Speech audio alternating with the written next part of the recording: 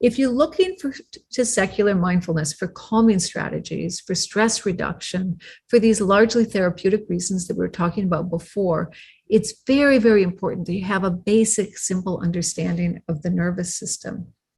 So one of the things that we like to do is talk about our mindful watchdog, our nervous system as a watchdog with kids. It's helpful to give kids different animals, to think of different qualities, and watchdog is a good one for our nervous system. I like watchdog because you've got watching as in attention, as in awareness. So we're integrating that idea of awareness being center, focusing, being center of all of these different life skills.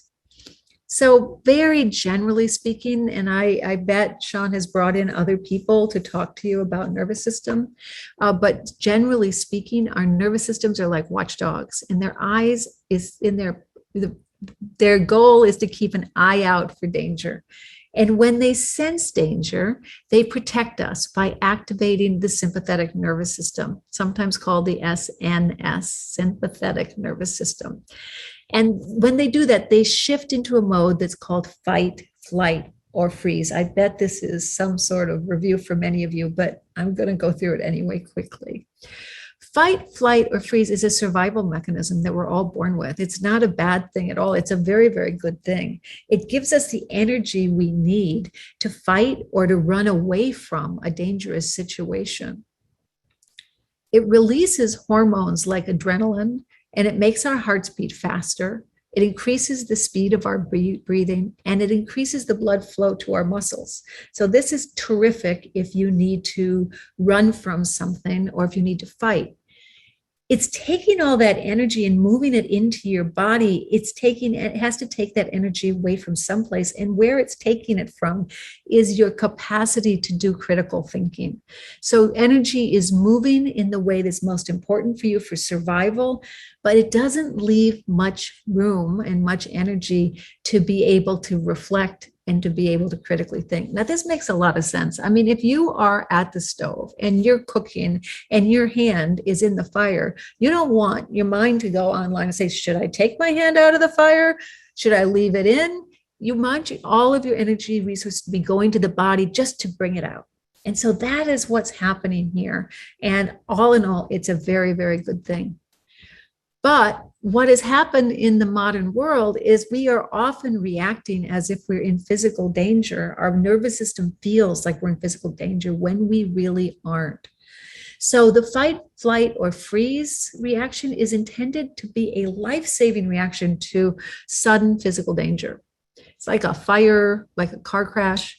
But sometimes everyday stress leads us to respond as if we're in physical danger when we really aren't. And this becomes a problem when our stress response is triggered over and over and over again by these tiny stressors and worrisome thoughts or, just things that bother us. And when that stress response gets triggered with these bothersome thoughts for too long, what can happen is it's kind of an energy drain. We end up feeling emotionally, physically drained and exhausted. So what do we do about it? Well, this is the Yerkes-Dodson law. Maybe you're familiar with the Yerkes-Dodson law. And it gives us an idea that for some times we need a little intensity, we need a little pressure, we need a little stress to be able to get to the top of that curve. You see the guy in the yellow there like this? He is at his optimum. He has just enough pressure, just enough intensity so that he's alert, and so that he can think clearly and that he's functioning well. But when that intensity gets too high, what happens is that you slip off to one or the other side. You either go into freeze mode, that's the guy in the blue there, where you just start to withdraw, or you go into the fight, flight mode, which is one we're very used to seeing, where somebody gets activated. Now, we know what to do pretty much with kids when they get activated, or at least we recognize, oh, he's a little overwhelmed, he's a little activated. What we have to really watch out for, especially with kids, is the other side, when kids are withdrawing, because very frequently People miss that. They see a child who's withdrawing and they don't make the connection that the withdrawal is because he or she is a little bit overwhelmed too, that the pressure is just a little bit too much. So this is this idea of trying to find the just right level of stress. It's kind of like the Goldilocks, not too hot, not too cold, but just right. As far as the porridge, when the Goldilocks came into the bear's house and saw the porridge. So you want enough intensity to get you to the top there so that you're functioning well, but not so much that it pushes you over into the fight or flight mode or the freeze mode. So it's really important to remember that the stress response, it's not like a light switch. It's not an on or off switch with just two settings.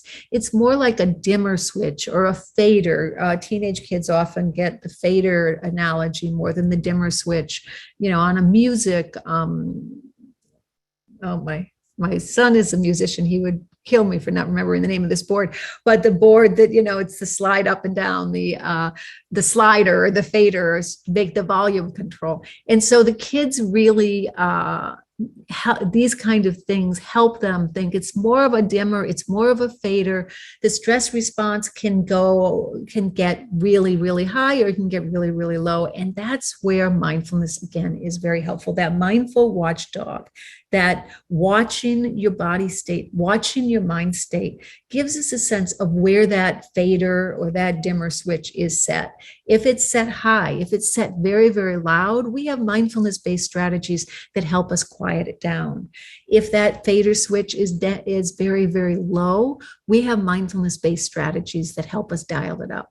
So this is why mindfulness is so incredibly helpful in the area of stress reduction. The combination of awareness, we become awareness of our mind and body. We become aware of our mind and body state, coupled with there are specific practices and activities that help us dial it up or dial it down if we're out of balance.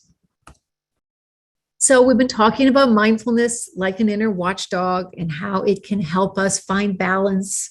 And just remember that the inner watchdog is important because it does still warn us when we are in real danger. So we do want to stay in touch with it. We want to be in tune with that watchdog and pay attention to its signals.